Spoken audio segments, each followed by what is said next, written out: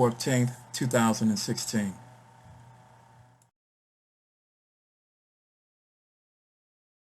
So, um, am posting this picture of my business card to help those of you who hear me talking about politics and the like, that it's something I do take seriously.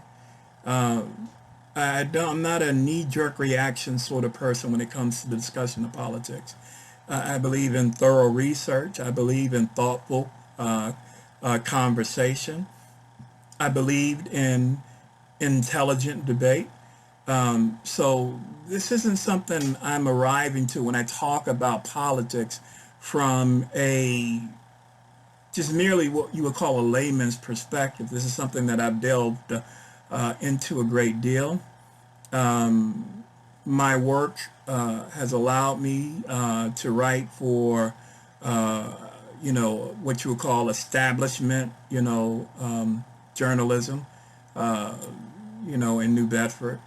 And then I had the great pleasure of working with people, uh, who allowed me to write for journals such as the Black Commentator. I became a contributing editor when Glenn Ford moved on from the Black Commentator to the Black Agenda Report.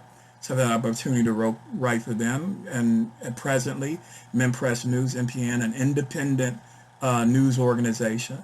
And so this isn't something that I have, arrived to just yesterday. Um, in other words, I may have been born at night, but not last night when it comes to dealing with politics. So I've said all that to make my point clear that when I am discussing politics, it is not from some uninformed perspective. Now, good people can disagree. And I'm not saying that because I've done those things that my opinion is above reproach, that I cannot be on the wrong side of an argument because we're all human and we can make those mistakes. What I'm saying is if I'm wrong, I've gone through a whole lot of trouble to be wrong. Okay? So it comes down to that. And I think in our political discourse, so many times we come from an emotional standpoint and many times from an uninformed standpoint. It becomes somewhat of a sporting event. It's really not about the issues. It's about the horse race. It's about whether my guy or my girl gets to win. And it comes down to some very childish, I would say extremely childish behavior. So I have committed myself to raising the debate a bit this election season. As my family is my witness, I had vowed to stay out of it this year, but God and reason said otherwise. So I'm in it. And if I'm in it, I'm going to try my best to be informative, to educate, and to talk about the things that people seem to have a hard time talking about.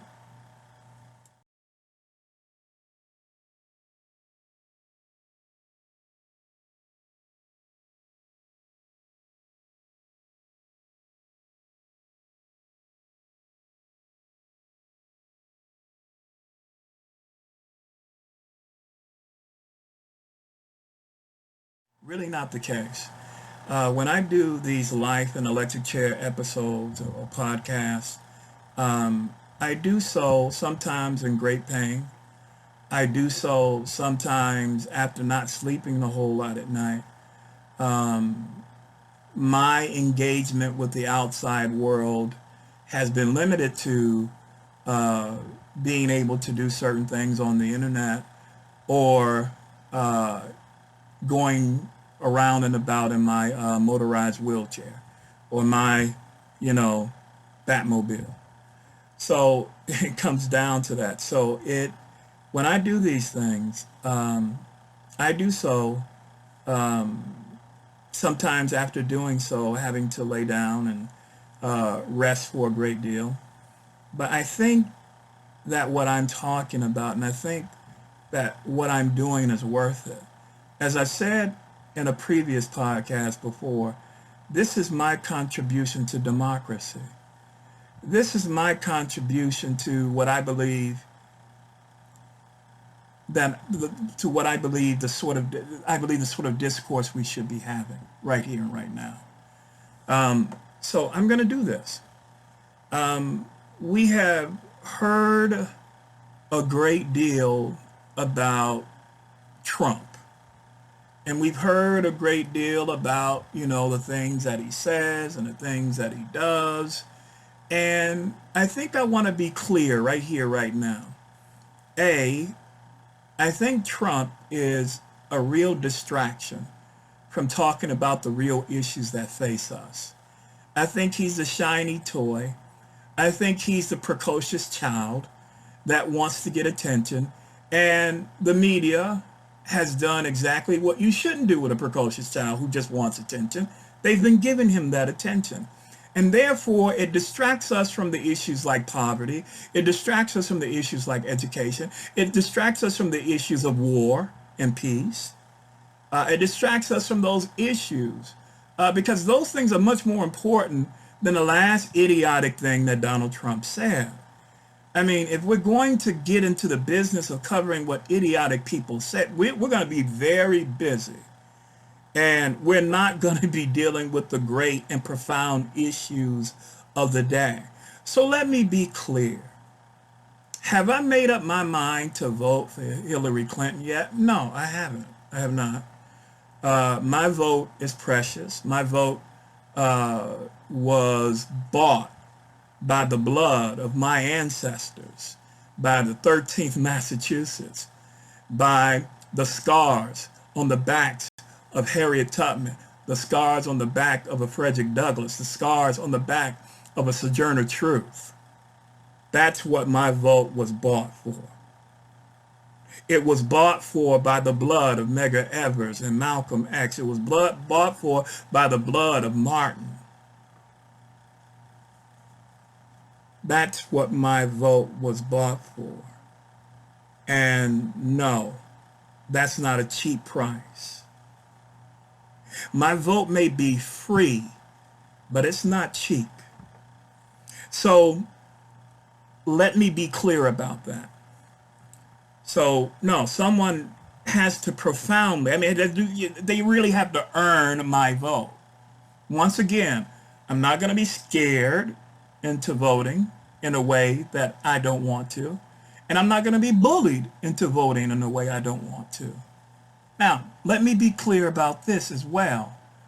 If given the only choice of Hillary Clinton and Donald Trump, let's say, they're sitting in front of me, yeah, I'm going to choose Hillary Clinton.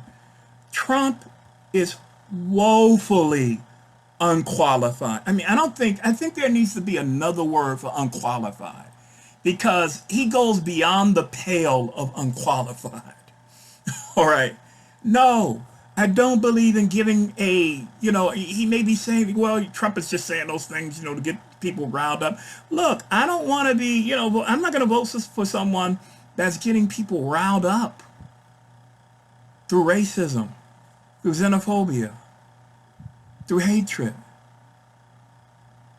I don't want someone, even if it's just a political ploy, that would stoop to that level. I would not vote for someone that says that, hey, whatever it takes, if it takes this, that, or the other, I will do.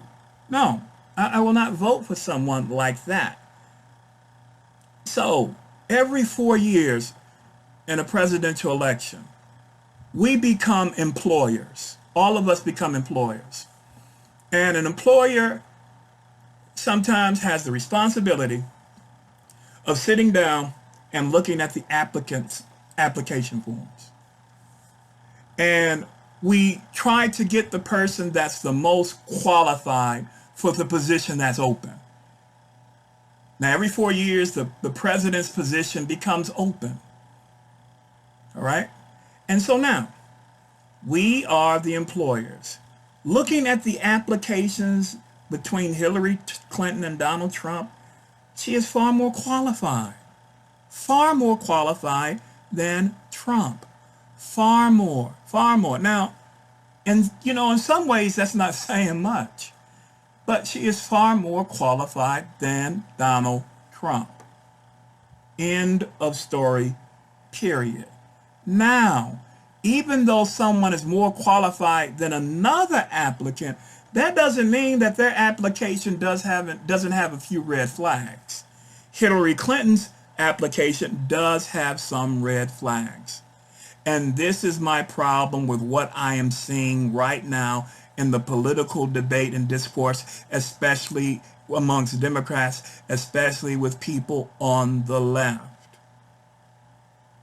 They are not willing to talk about the red flags that are on the application form. The red flags that became known to us as a result of the WikiLeaks, putting the emails from the DNC onto the internet and sending to news organizations. And one of the disturbing things about what we saw with the DNC, what the DNC was doing from those leaked, emails, that we see that the DNC was in collusion, was in a conspiratorial relationship with MSNBC News and a conspiratorial relationship with the New York Times. And they actually were planning together how they could attack the Sanders campaign, how they would force him out of the race. And this is the big mistake that Hillary supporters are making, that people on the left are making, is that it is not about Bernie Sanders. It is about how you are attacking democracy. Instead of letting the people vote for who they choose to vote for, you went into this conspiratorial relationship with MSNBC and this conspiratorial relationship with the New York Times. And after the DNC talked to both of those entities, we saw a shift in how Bernie Sanders and his campaign was being covered.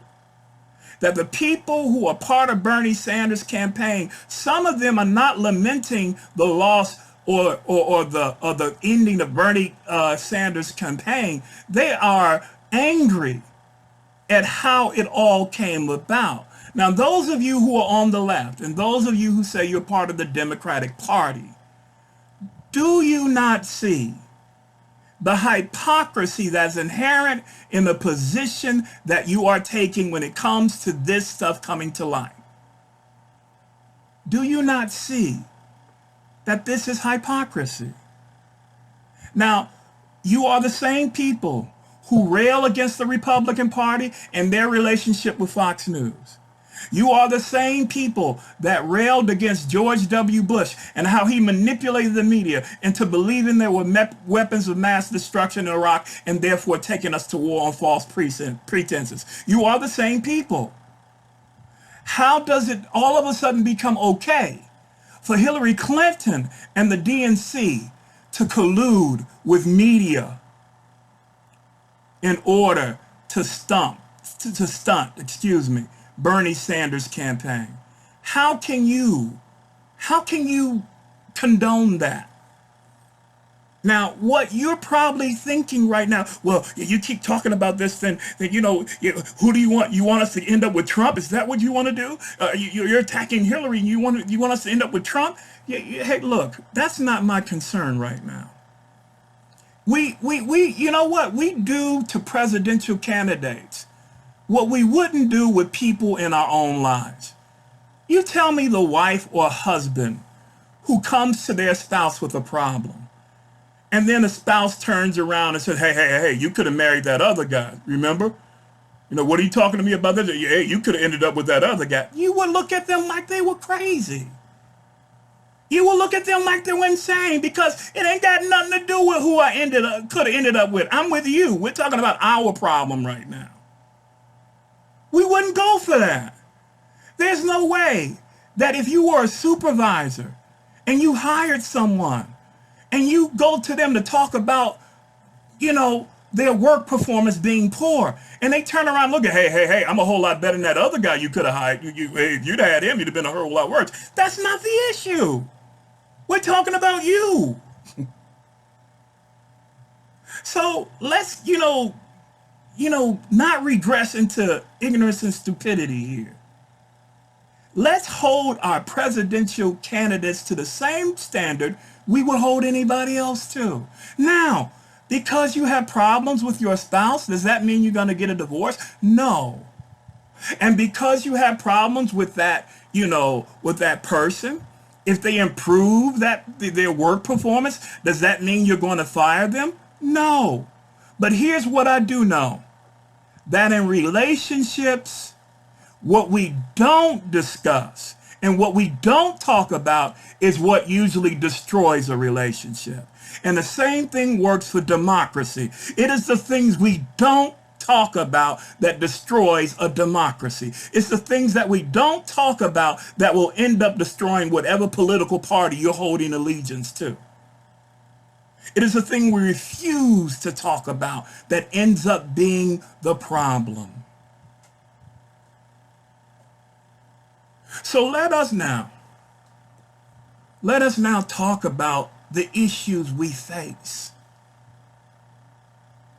Is it wrong to ask a Hillary Clinton that if she supported one position a year ago and she's supporting a different position this year, is it wrong for a journalist to say, hey, excuse me, Madam Secretary, you said that you supported this particular trade agreement last year, but this year you're saying you're not. What happened? How did you come to this place? Why has your opinion changed? What's wrong with asking that question?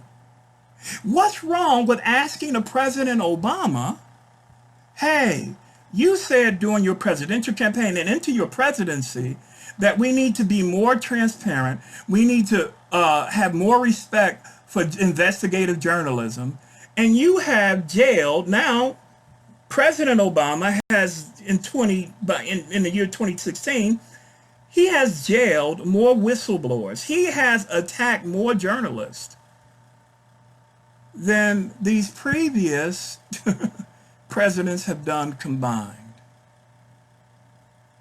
He has created this war on whistleblowers that has been unseen in American presidential history.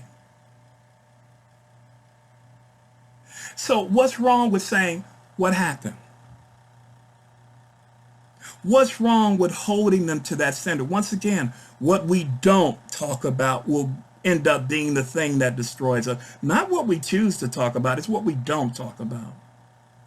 If we talk about it, we can only either make the candidate have to bow out, or we make the candidate better, because they have to answer the tough questions. Is some of the things that we see going on with Hillary Clinton rooted in the hatred that a lot of people on the right have always had for the Clintons? Yeah. Is some of this rooted in sexism? Yeah. Is all of it? Not by a stretch. No, not at all. There are real concerns. There are real issues here.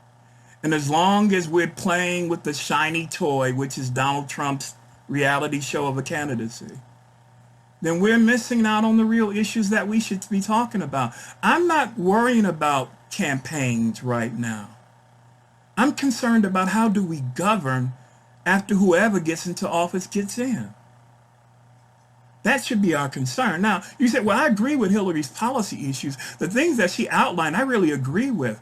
Well, here's the thing. There's a lot of things that President Obama campaigned on and other presidents have campaigned on and said they were their policy positions, and they didn't do them.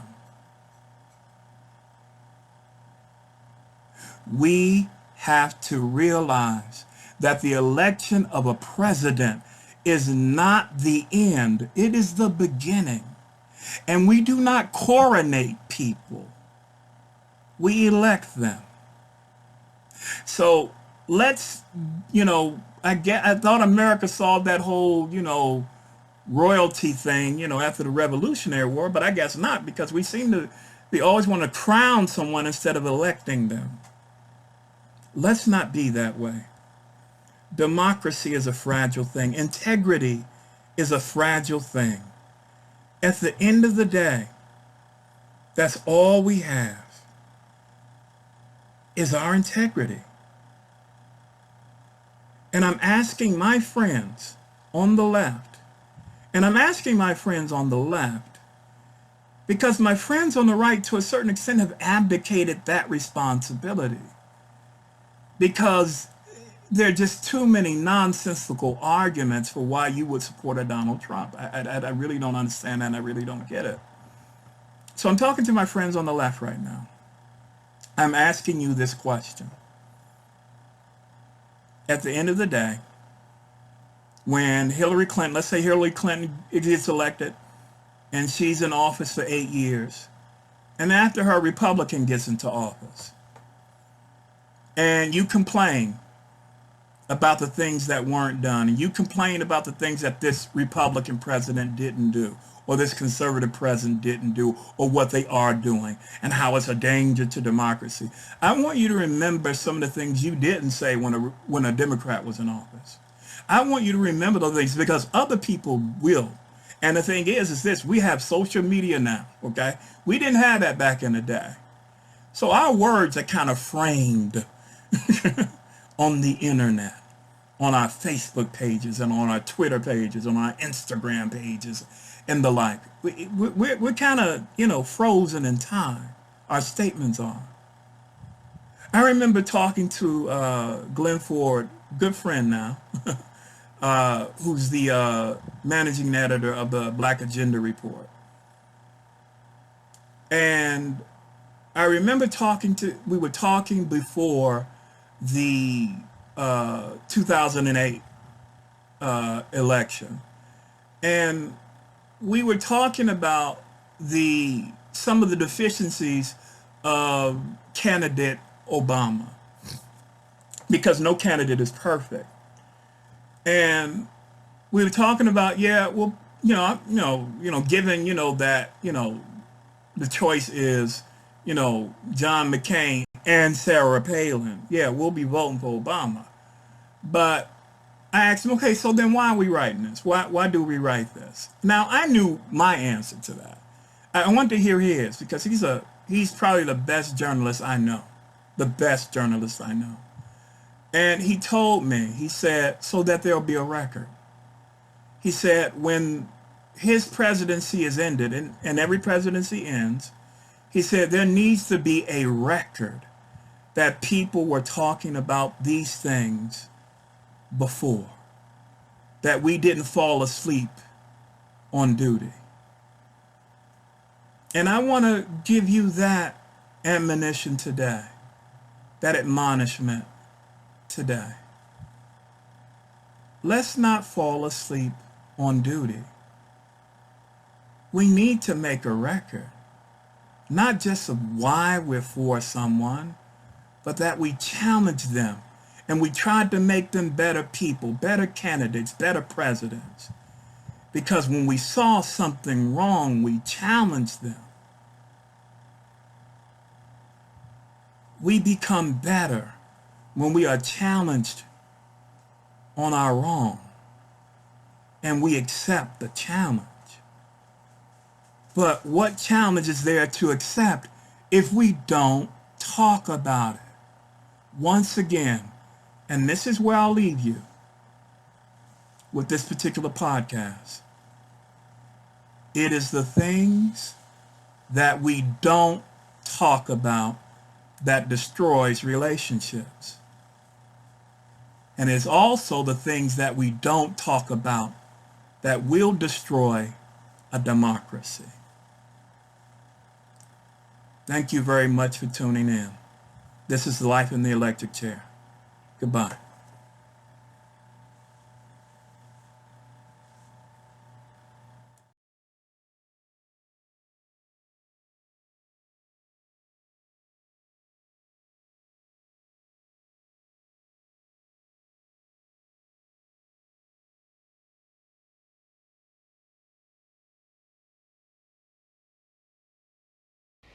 When a man takes an oath, he's holding his own self in his own hands, like water. And if he opens his fingers then, he needn't hope to find himself again. Some men aren't capable of this, but I'd be loath to think your father one of them. Ladies and gentlemen, tonight I want to ask you for the most precious thing you own, your vote.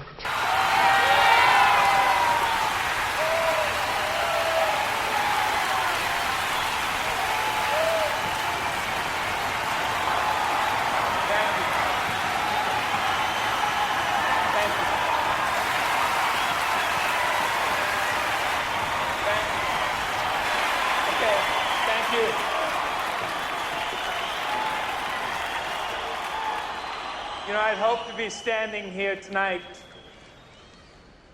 under very different circumstances.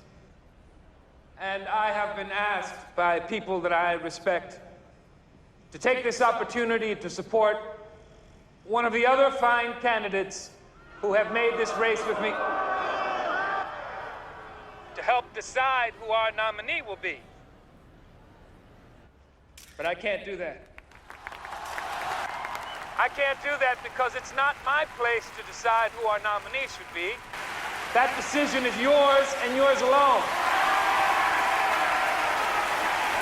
You know, there's been a great deal made today of Governor Baker's decision not to disclose his wife's minor medical condition. Many people believe that he should have. But I don't believe Governor Baker failed to disclose it because he was ashamed or embarrassed. I think he didn't disclose it because we're the hypocrites, not the Bakers. Because we're all broken, every single one of us, and yet we pretend that we're not. We all live lives of imperfection, and yet we cling to this fantasy that there's a perfect life and that our leaders should embody it.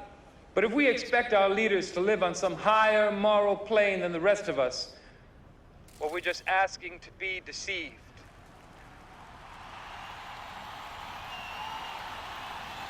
Now, it's been suggested to me this week that I should try to buy your support with jobs and the promise of access. It's been suggested to me that party unity is more important than your democratic rights as delegates.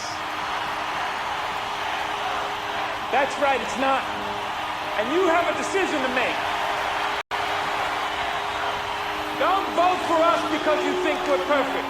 Don't vote for us because of what we might be able to do for you only. Vote for the person who shares your ideals, your hopes, your dreams. Vote for the person who most embodies what you believe we need to keep our nation strong and free. And when you have done that, you can go back to Seattle and Boston, to Miami, to Omaha, to Tulsa and Chicago, and Atlanta with your head